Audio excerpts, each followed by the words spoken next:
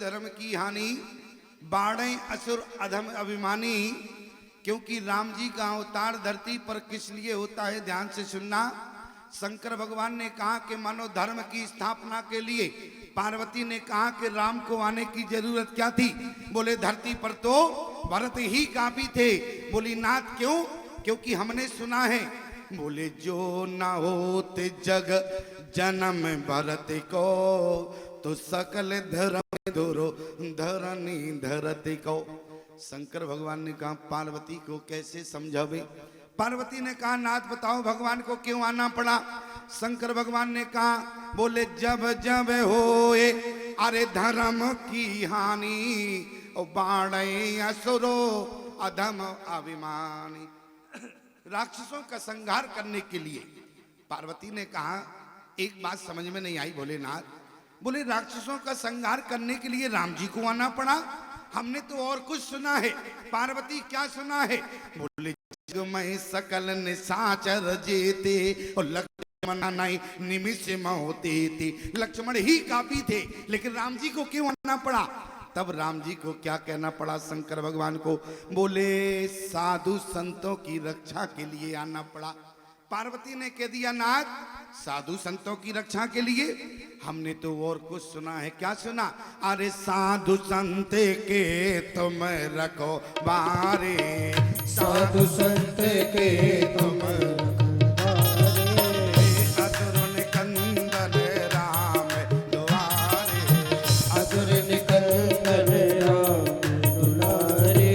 साधु संत के तुम रखवारे, साधु संत के तुम रखवारे, असुर निकंदन राम दुआरे, असुर निकंदन राम दुलारे। याद रखना प्यारे, यहाँ शंकर भगवान को क्या कहना पड़ा? बोले सो केवला, बोले सो केवला भक्तन हित लागी। आज निर्गुण निराकार ब्रह्म को केवल अपने भक्तों के लिए सगुण साकार रूप लेना पड़ता है। याद रखना बात क्या आ गई? बोले प्रथम सुकारण कयो विचारी, और निर्गुण ब्रह्म सगुण बपुधारी। निर्गुण ब्रह्म को सगुण बनना पड़ा धरती पर। कारण क्या है? अब बात वो नहीं चली।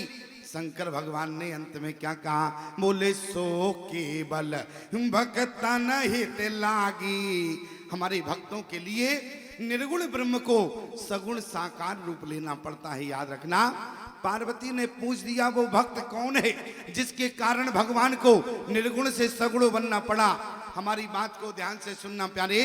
मैं केवल इतना कहना चाहता हूं, आज राम जन्म है और राम जन्म का हेतु भी बताऊंगा, लेकिन उसके पहले रावण जन्म का हेतु भी जानना। संसार में कौन रावण बनता है? बोले जय अरु विजय जान सबको, द्वारपाल हर के प्रिय दो। सब जानते हैं अपराध क्या किया। बोले संत और भगवंत के मिलन में बाधक बना। याद रखना, जो भगवंत और संत के मिलन में बाधक बनता है वो समाज में रावण बनता है। और दूसरा, बोले नारद जी ने श्राप दिया। एक वृंदा की कथा आती है प्यारे, तहां जलंधर रावण भयो। बोले जलंधर रावण क्यों बना? क्योंकि प्यारे अपनी पतिव्रता नारी के धर्म की आड़ में प्यारे अधर्म कर रहा था। धर्म की आड़ में अधर्म क्या होता है? जैसे मान लो आपके यहाँ आयोजन हो रहा और इस आयोजन में चंदा कहीं ज्यादा हो जावे, और चंदा ज्यादा हो जाए। अब समिति वाले कहीं एक काम करो, चंदा तो ज्यादा हो गया, सबकी विदाई हो गई, सब कुछ हो गया, टेंट वालों का पेमेंट हो गया, माइक वालों का पेमेंट हो गया, स्वामी जी दक्षिणा लेकर चले गए, यज्ञाचार दक्षिणा लेकर चले गए, सभी लोग चले गए, पैसा तो बहुत बच गया। तो समिति कहेगी एक काम करो, कुछ ना करो, अब एक ऑर्केस्ट्रा करा दिया जाए। तो क्या होगा? धर्म की आड़ में अधर्म होगा। याद रखना, जो धर्म की आड़ में अधर्म करता है उसका अगले जन्म में रावण का जन्म होता है। और मैं आपसे निवेदन करूं, आज भगवान की बनाई हुई आकृति, नारद जी को जो मुख था वो बंदर का था, और वहां रुद्रगण हंस रहे थे। नारद जी ने श्राप दे दिया। और याद रखना, जो भगवान की बनाई हुई आकृति पर जीवन में हंसता है वो अगले जन्म में जाके रावण बनता है। मैंने आपको बहुत शॉर्ट में बता दिया प्यारे। और अंत में बोले सो केवल, यहां राम जन्म का हेतु प्रकट होता है। केवल भक्तों के कारण प्यारे भगवान निर्गुण निराकार ब्रह्म को साकार रूप लेना पड़ा। वो भक्त कौन है? तब गोस्वामी जी ने क्या कहा? दंपति धरा म आचरण नीका, दंपति धरा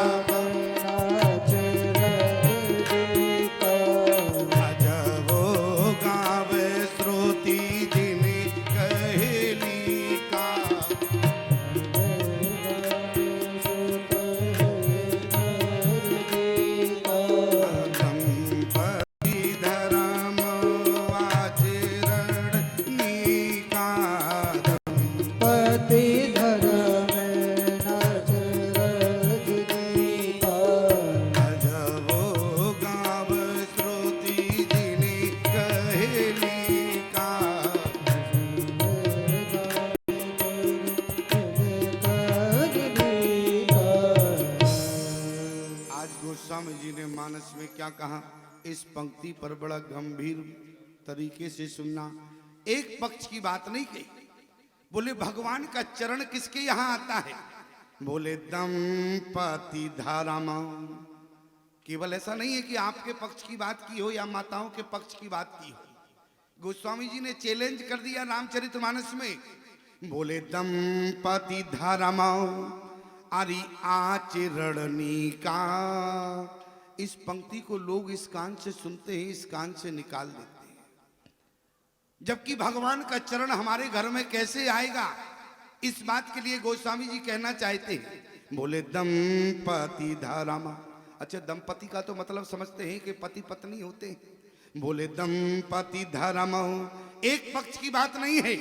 बोले दंपति धारामा अरिया चिरणनी का ओ अजहोगा विश्रुति जीने कहली का। गोस्वामी जी कहते हैं जिस दंपति का आचरण अच्छा होता है उसके यहां भगवान आते हैं। अब हमें समझना इस बात को है कि दंपति का आचरण अच्छा कैसा होना चाहिए। यदि पति पत्नी का आचरण कैसा होवे कि भगवान का चरण उसके यहां आवे। याद रखना, जिस दंपति का आचरण अच्छा होता है भगवान का चरण भले ही आने में थोड़ा विलंब हो जाए, लेकिन भगवान जैसा चरण उसके घर में अवश्य आता है प्यारे। लेकिन दंपति धारामा, बोले दंपति धारामा, राम जैसा बेटा मांगने की आवश्यकता नहीं है प्यारे। यदि आपका आचरण मनुष्य शत्रुपा जैसा हो जाएगा, मैं आपको गारंटी देता हूं आपके घर में राम जैसा बेटा ही पैदा होगा। आप कान खोलकर हमारी बात को सुनना। मैं केवल इस तरीके की बातचीत नहीं करूंगा प्यारे, मैं तो केवल शास्त्र सम्मत बात करूंगा। तो दंपति का कैसा हो बे, माताओं जरा ध्यान से सुनना। दंपति का आचरण कैसा हो, वो कैसा पत्नी का आचरण होवे, कैसा पति का आचरण हो। तो बोले पत्नी का आचरण हो, पत्नी के आचरण को देखकर पति प्रसन्न होवे तो समझना कि पत्नी का आचरण अच्छा है। कैसा? बोले पत्नी का पुनीत आचरण हो। अच्छा, पुनीत आचरण क्या है? बोले कौशल्यादि नारोपिये। जरा तीनों माताओं के आचरण देखना क्या है। बोले कौशल्यादि नारोप्रिय अरे सब आचरण पुनीत। ये पुनीत आचरण क्या है? बोले पति अनुकूल प्रेम दृढ़ हरि पद कमल विनीत। अपने पति के अनुकूल है, और जो नारी अपने पति के अनुकूल होती है उसकी गोद में ब्रह्म ही बेटा बनकर आता है। ध्यान देना प्यारे। एक जगह मैं कथा कर रहा था, हमने कहा पत्नी के आचरण को देखकर पति प्रसन्न होवे, पत्नी अपने पति के अनुकूल होवे। एक माता जी खड़ी हो गई, बोली स्वामी जी एक बात समझ में नहीं आई। हमने कहा बताओ माता जी कौन सी बात नहीं समझी। बोली हमारा आचरण कैसा हो? बोले पति के अनुकूल हो। हमारे आचरण को देखकर पति प्रसन्न होवे। और पति का आचरण कैसा हो? ये रात को 11 बजे चले आए, 2 बजे चले आए, और वो भी झूम कर चले आ रहे। क्यों? ये तो गंभीरता बात है कि नहीं? माताओं को बुरा लगेगा कि नहीं लगेगा? क्यों? यदि पत्नी का आचरण अपने पति के अनुकूल हो तो पति का आचरण कैसा होना चाहिए? याद रखना प्यारे। तो सबसे पहले तो हम माताओं को समझाना चाहेंगे इस बात के लिए, क्योंकि माताओं के मन में भी ऐसा प्रश्न उठ रहा होगा जो कुछ है सब हमारे लिए, प्रतिबंध है तो हमारे लिए। याद रखना माताओं, सबसे ज्यादा सुरक्षा आपको दी जाती है। आपको सुरक्षा क्यों है?